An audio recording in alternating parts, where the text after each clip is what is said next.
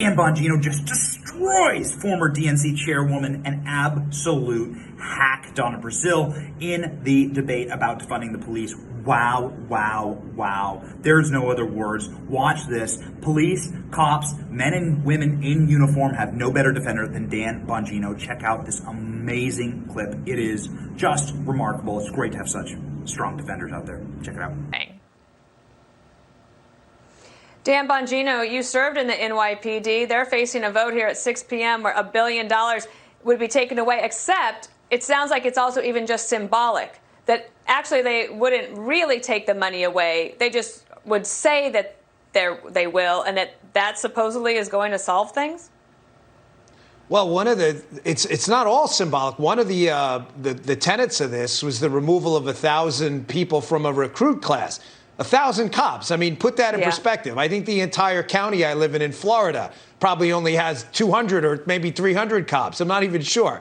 You're going to remove 1,000 from one class? Now, Dana, it's not like we haven't been here before. I feel like, candidly, you ever read comic books like they had Bizarro Superman when you were a kid, where everything is backwards? Or remember the Seinfeld episode when George does everything backwards and it works out? Well, this isn't that way. George does everything backwards and nothing will work out, okay? We've already been here in New York. Anyone remember Ed Koch or David Dinkins? Yeah, David Dinkins, when thousands of people were murdered on the streets of New York City and he lost his election to a Republican in a 2-to-1 New York City Democrat to Republican enclave, and then Giuliani wins re-election over Ruth Messenger by 17 points in New York City. It's because people had enough, Dana, not surprisingly, of things like getting killed. That's not a sales pitch for your city. We've been here. De Blasio's going there again. And one more quick thing. It's not just the loss of recruits and the defunding of the police.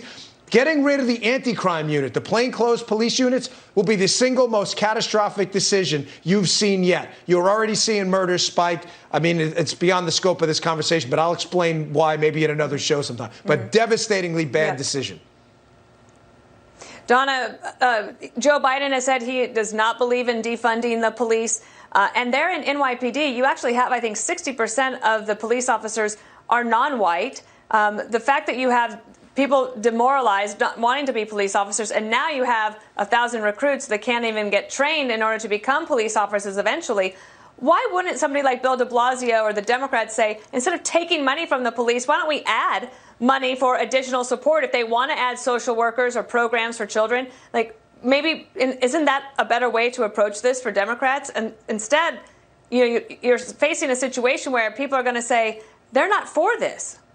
Well, Dan, as you well know, all across the country, not just in big cities, small cities, many city councils as well as mayors are taking a look at their overall budget. They're in a budget shortfall given the money that has been spent on COVID and trying to prevent the spread. And so what these police departments are doing at this hour is not just looking at the role of the police departments, but also looking at how to decriminalize some of these things that the police departments are doing. They're reallocating funding. They're reimagining what the police department should look like in the 21st century.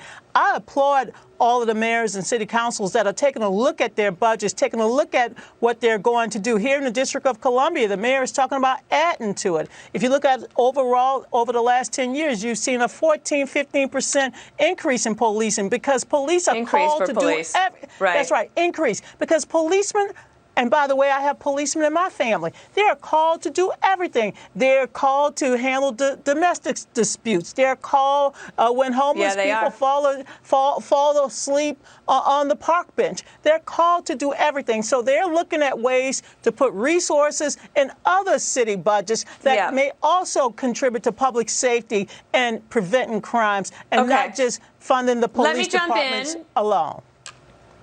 You want to Let me jump in if you don't mind. So the former NYPD commissioner, Ray Kelly, he was on earlier obviously he oversaw the police department in a time when crime was down. Now it's going up. Take a listen.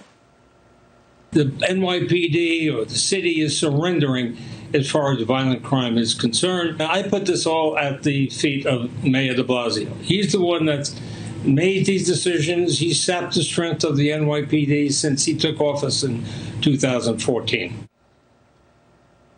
Dan, one of the things that de Blasio said today was that even though he sees the crime rates going way up, he still thinks he can manage to keep the city safe, even if they cut $1 billion from the NYPD. Yeah, but Dana, he's not.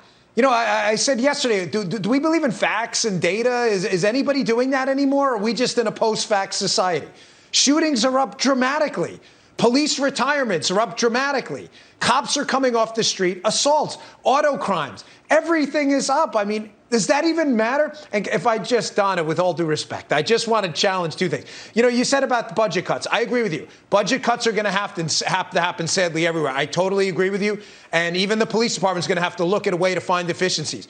But you don't cut $1 billion from the PD. In a hierarchy of needs, you may want to consider other cuts before security. And secondly, I can't do the reimagine the police line anymore. I'm serious. Every single Democrat on television uses this line. We don't have to reimagine policing. We did it in the early 90s. It was called broken windows. And literally tens of thousands of lives in largely minority communities in New York City were saved. There are people alive today because we implemented and actually reimagined policing. That seems to be a talking point devoid of any tactics. Dan, if we're going to try to reform the police department where they continue to use excessive force, if they continue to not be properly trained, if they continue to kill innocent people, Dan, so if you don't want to reimagine, then reform it so that people are not afraid of police officers who are paid to protect and serve the citizens of their community. So I think we both agree. That's happening on a mass scale. I think we both agree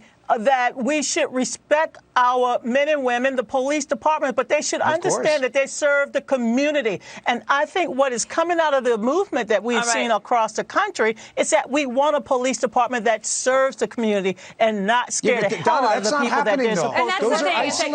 I'm going to let Kennedy have the last word here, because what really is frustrating about this past month and a half is that there is a lot of agreement. There's a lot of agreement.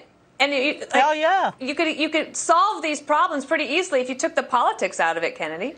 Yes, absolutely. And it's interesting because Dan and Donna are actually saying some of the same things. And when you talk about reimagining the police department, you're not necessarily saying get rid of the police. And I think everyone agrees that we ask too much of men and women in law enforcement. We do ask them to be social workers. We ask them to be domestic referees. We ask them to save our lives. We want to be able to call them when our safety is in jeopardy. But Dan, unfortunately, it doesn't work flawlessly and seamlessly in every department. And there are certain things, and there are certain lists we could make about no-knock warrants and mandatory body cams and qualified immunity. And those are rational discussions that you don't seriously want to get rid of qualified immunity, do you? I mean, do you understand? Lisa, come on. If you get rid of qualified immunity, give me a break. You will never recruit a police officer again. Dan, you will never, ever recruit a police officer again. There's no chance. What I'm asking for is not hyperbole, because that type of hyperbole doesn't solve the problems that we have. Thank you. And wearing blinders and saying policing is perfect, that also doesn't do it. I actually did the job. I don't think he's saying that. I understand that. And so like Donna, I have family members in law enforcement. I love them. They're the kind of cops that I want on the street. There are bad cops out there who do bad things, and we have to make sure there is more accountability. Thank you. All right, you guys. Good talk.